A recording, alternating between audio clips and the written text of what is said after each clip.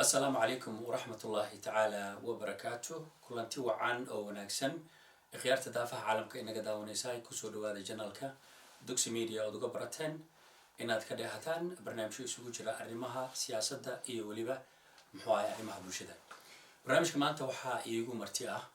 أرنتي شرف إيتها إن محايا كعزومه مريان حاجة علمي أو أيدو سياسية حاجة فلانقيت أرمها سياسة دا. isla markaasna muddooyinkii la soo dhaafay dhowr iyo 10 sano ahaa ka howlaneed arrimaha dib u dhiska ka shaqeynta arrimaha federalismka iyo waliba ku meel gaarka sida darteed marka ugu horeysa Maryan oo ayadu ah waliba dadkii hore uga soo shaqeeyay arrimaha guud ee siyaasadda ayaan jecelahay maanta inaan halkaas su'aal ka weydiiyo marka ugu horeysa Maryan Xaaji Cilmi bal ku soo dhaw Dugsi Media iyo bismillahir rahmanir rahim alhamdulillahi rabbil alamin والصلاة والسلام على رسول الله صلى الله عليه وسلم مهدسني تعبدي يوم ميدي دا محو هاي عاوي لفردو وان سدوه هاي وحنا رجينا يا إن أن معرتي وذجر أن أمد وح معرتي قنعكر أن أصصارنا إلهي رالك النقطة واتها هذه بعضهم هتنتهي مرين حاجي وحد كمتها رنتي هالدورك أنت بدن حقت الصومالية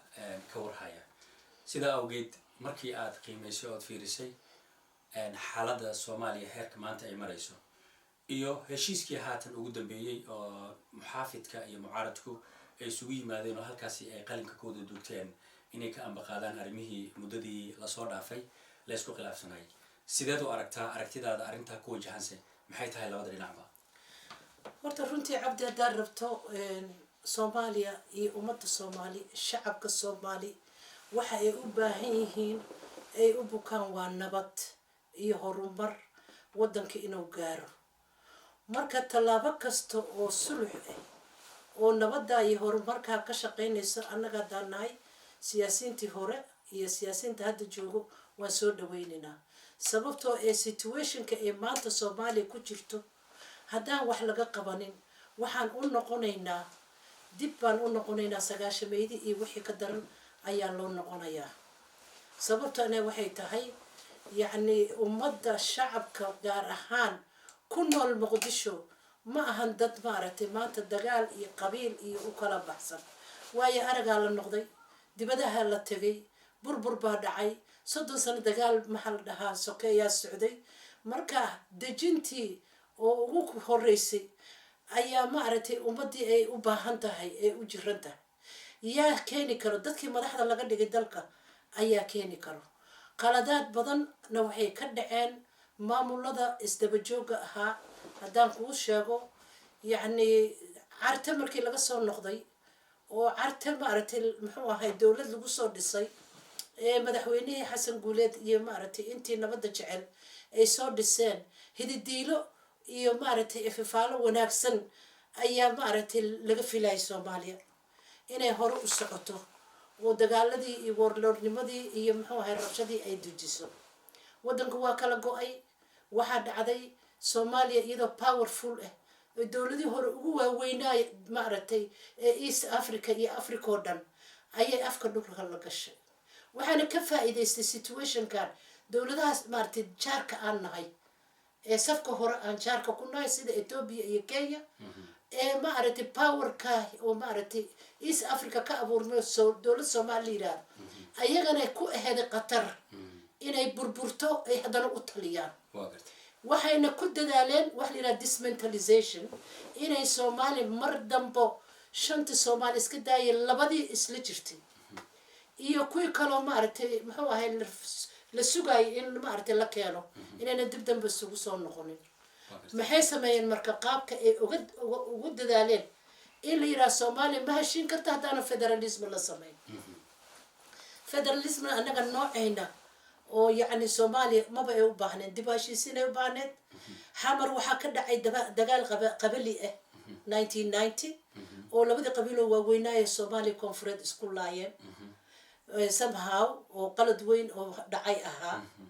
in Somaliland dagaal xukuumo ee hogaaminaysay ayaa ma aragtay la dagaalantay marka labada maxal dhahaa dagaal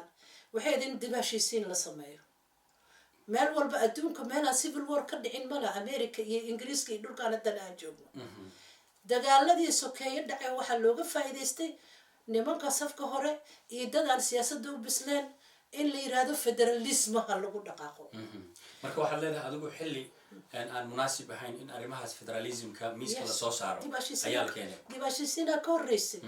in la heshiisiyaa ka horreeyay runtiina waxaa promoter u ahayd puntland waa gartay wadamo badan oo dariska ah oo muxuu ahaay kenya ay ku jirto rwanda ay ku jirto wadamo badan oo muxuu ahaay annaga jaarka nala ah ayaa iyaga laftirkooda xaalad muxuu ahaay siyaasadeed oo muxuu ahaay iyo weliba dagaal ahliya galay haddana waxaad moodaa inaysan kusii daba dheeraanin oo ay siyaasiyiin u kaceen go-aamo markaasi dowladda ama dalka dad kale oo markaasi masiirkiisa danaynay ha noqoto ama muxuu ahaye siday doontaba ha noqoto inay u kacaan go-aan ka qaataan maxaa diiday xilliga ay sheegayso iyo waqtilxaadirkan la joogo in ay annaga nagu sii daba dheeraato in soomaaliya ay yani si waafaqsan sharciga iyo dastuurka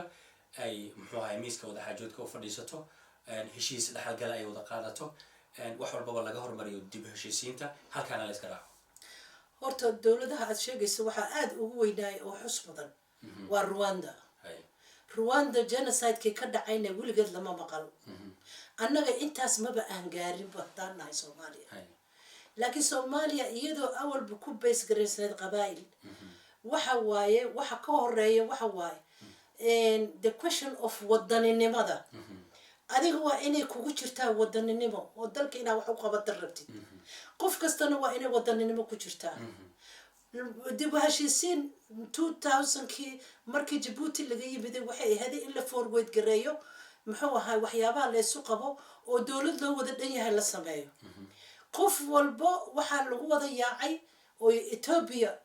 ay promote gareynaysa especially not Kenya in federalism Soomaali mahane waan wax kale sugu imaan karin Ethiopia kale waa 80 milyan waa dad qowmiyad oo kala duwan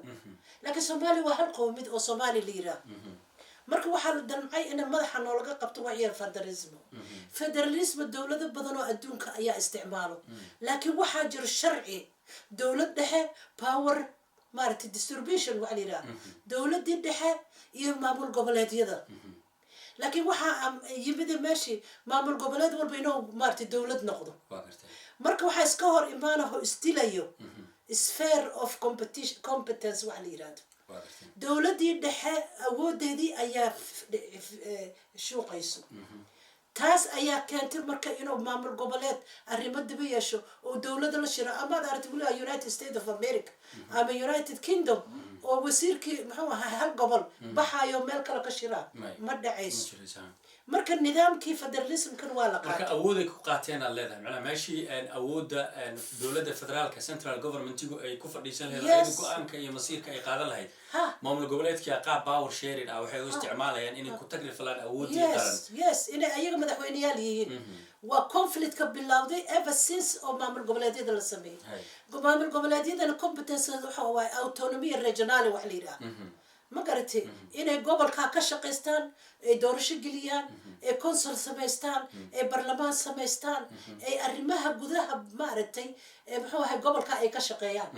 laakiin haddaa tirahda aniga iyo madaxweynaha centralka ee governmentka waxna ima fari karo maaragtay waxna ima sheegi karo de meeshii conflict baa imaana conflictkana Soomaaliya waa ku aas-aasmay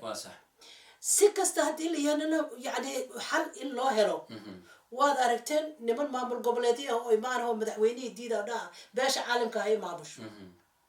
yani waxyaabahaas okay waxa dhacay marka maamul goboleedyadii waxay heeday goboladii Soomaali oo berigii kacaankana uu kala qaybiyay oo 18 maaha uu ka dhigay oo qaar uu kala maaragtay maxaa la kala furfuray in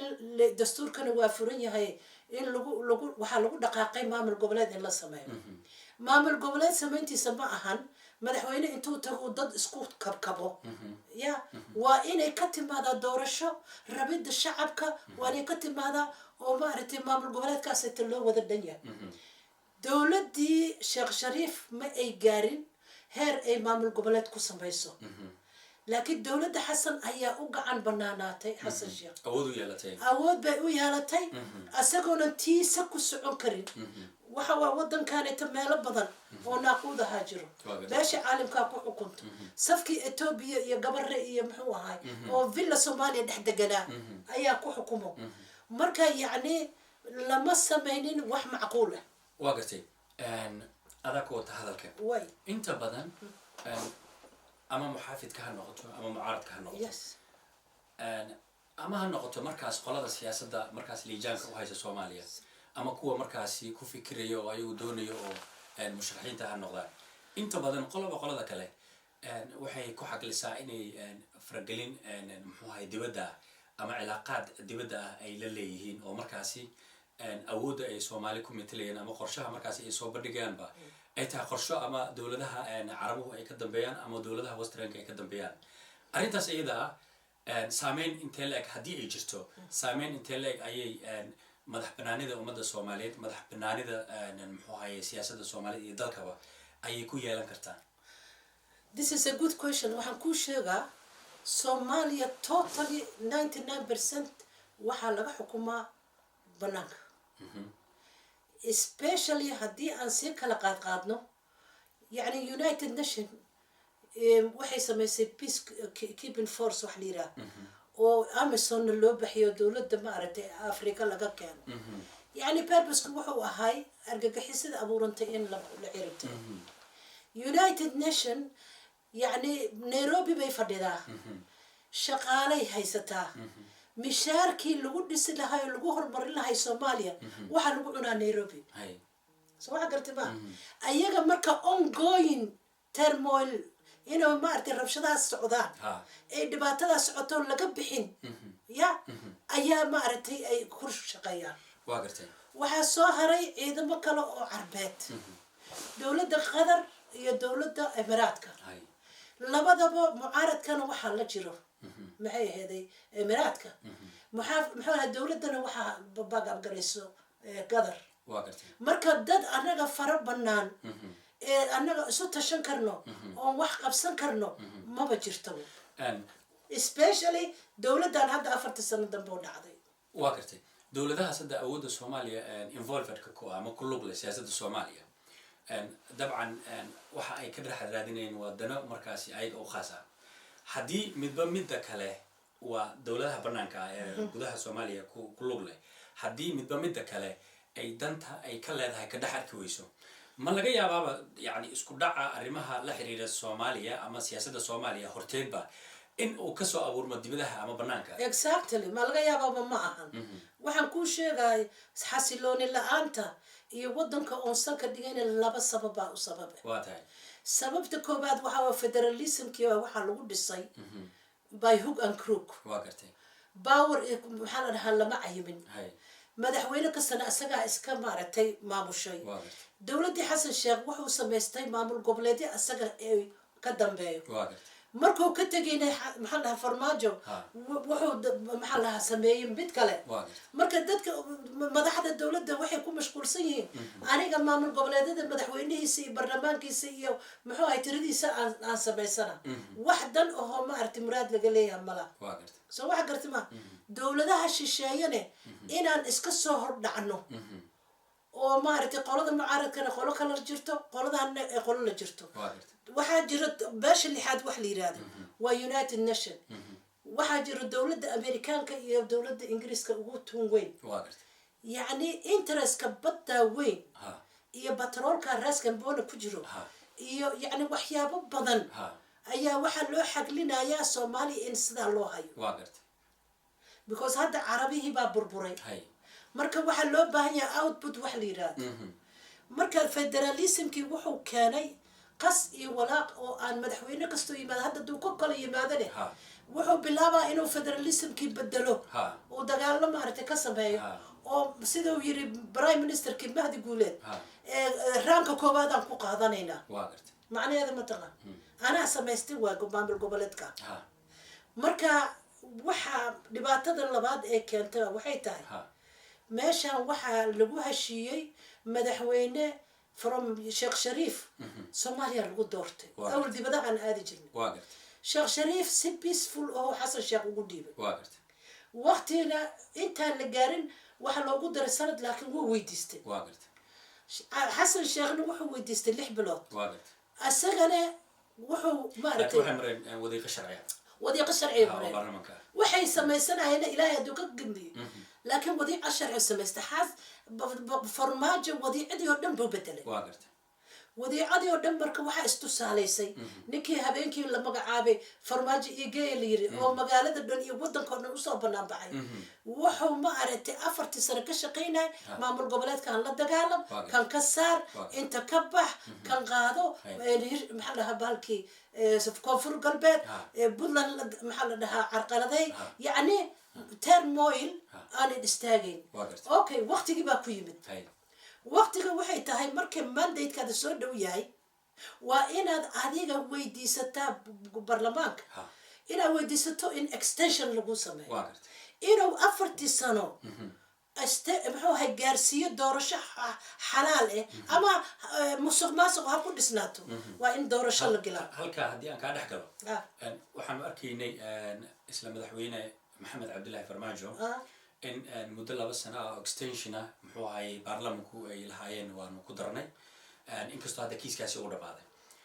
oo baarlamanku uu codeeyo weliba cod aqlabiyada uu ku yimid haba laga daba yimaado markii dambe oo muxuu ahaayey xaalad kale ha imaato arrinta muxuu ahaayey ka daba imaashada ama markaasi in la bedelo jadwalkii madaxweynaha iyo baarlamanku ay isla qaateen oo extensionka ahayd ku darista 2 sano inay ku darsadaan maxay ahayd ayada maxaa sifo noocee ayaa lagu tilmaami karaa ma sifo sharciya waa lagu tilmaami karaa mase sifo wayda hadda waxaan ku waday dhibaatada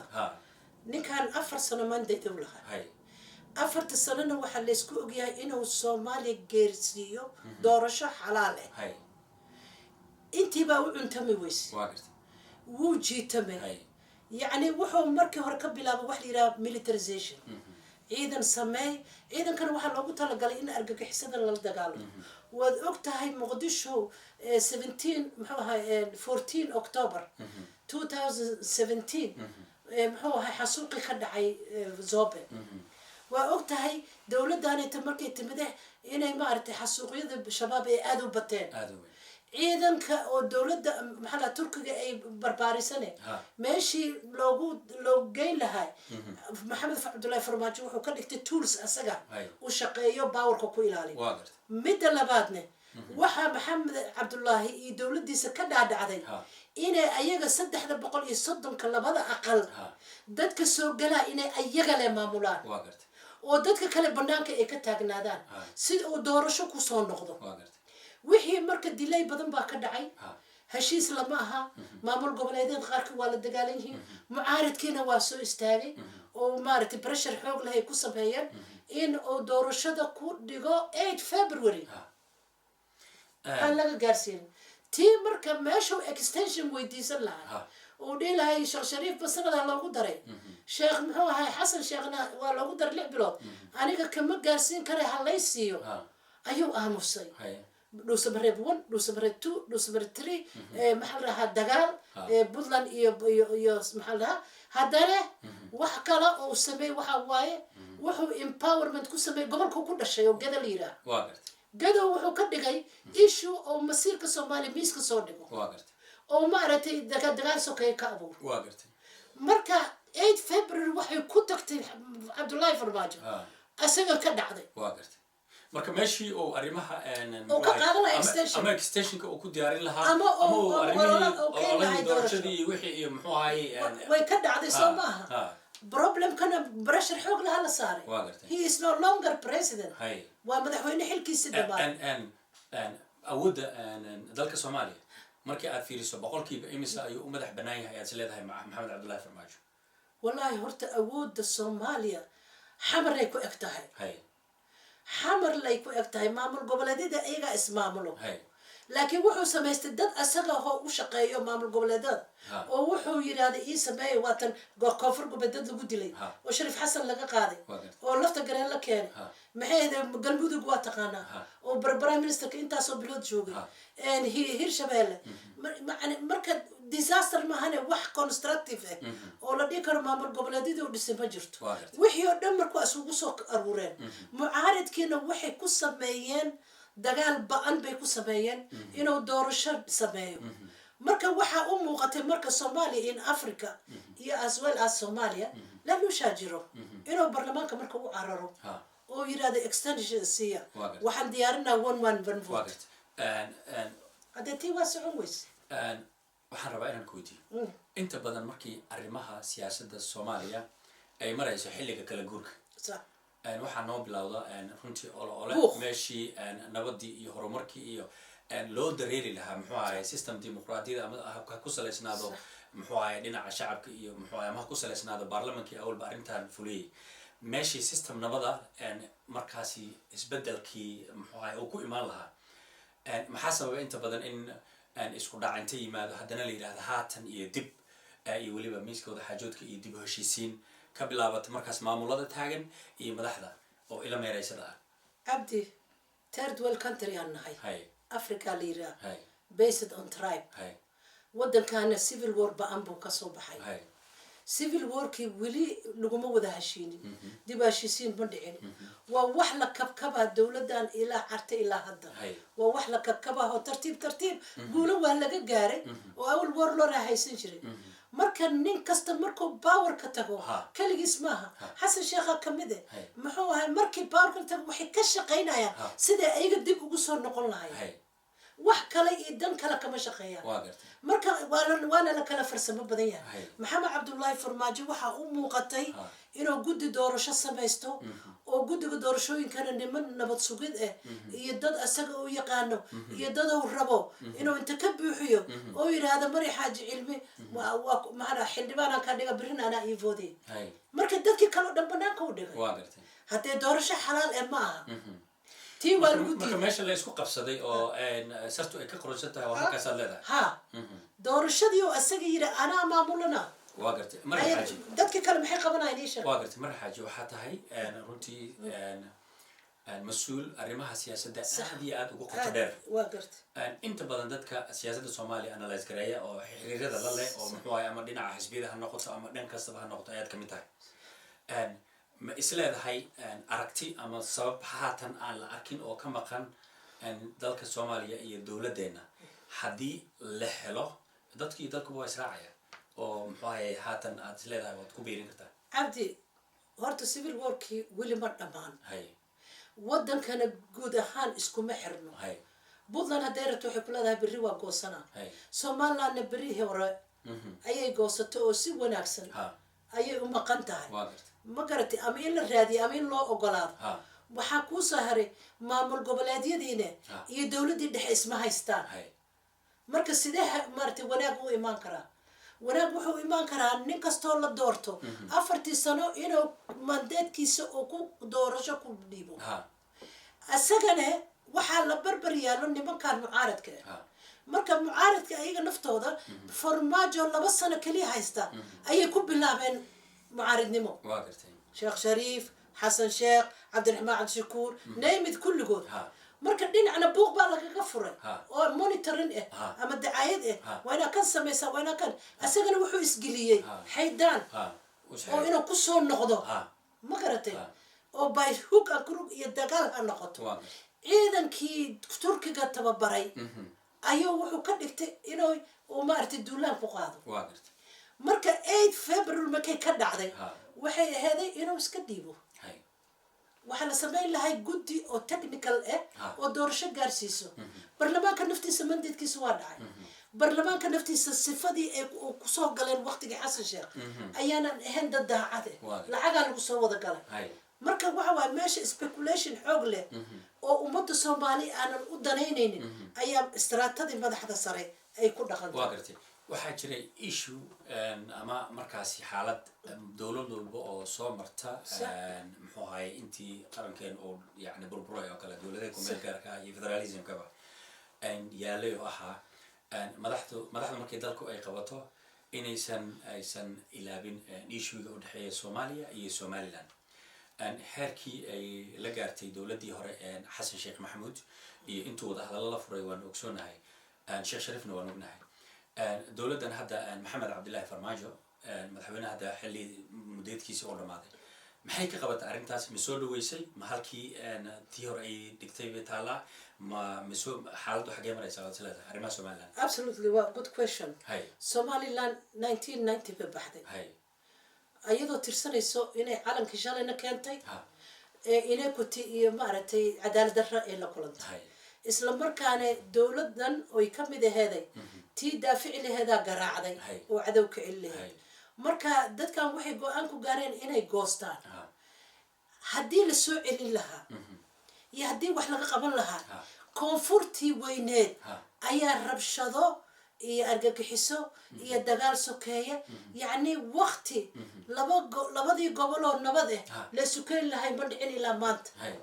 somalilandna nabad waxaa taalo oo caqligaada ka weyn waa gartay oo hadda waxay gaareen inay biometric ku vodaan waa gartay oo muxuu ahay maalintii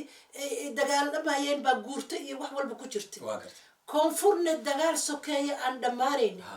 iyo argagixiso ayay ku dhex jirtaa Hay. marka dadka beesha caalamka waxay fiirinayeen Ha. wait and see bal horta tan Ha. intay kasoo hagaagayso waa gartay intay kasoo hagaagayso waxaa dhacday in aanan lagu qashqashin fanka ee somaliland leedahay Ha. waxaa la sameeyey new deal waxa la yirahda six deal ha oo ingiriiska lagu sameeyey hay sheekh shariif iyo xasan sheekha isu daba maray ha in la siiyo lacagtooda oo maaragtay iyo loo daayo freedom hawada yacni waxyaabo badan oo consent ha ayay labadii dowladeed anoon hadda maaragtay u hilinayn ay u sameeyeen waa gartay laakiin dowladda farmaajo total waxay bedeshay siyaasadda toward somaliland waa gartay mar alla markay dowladda qabsatay waxay ka jartay maxay ahaydee gunooyinkay qaadanayeen ha gunooyinkay qaadanayeen hay na waa ka jartay ha haddana hawada xataa nafteeda waa u diiday inay maaragtay wax ku yeeshaan hay marka adigu haddaad madaxweyne tahay Ha. somalilandne ay goosatay aniga maalinaan ku eray isaga naftiisa Ha. maanta haddaad tira waa ka xunnahay ha wixii somaliland lagu dhigo walaalahayn apologan siinaynaa qadiyad fiicanaad ku yeelanaysaa hankuri ani farmaajo waa gartay laakiin wuxuu ku talagalay inuu kula dagaalamo oo cunaqabateeyo somaliland ilaa hadda somalilandna intaas ilaahay wuu ka badbaadishay cabdi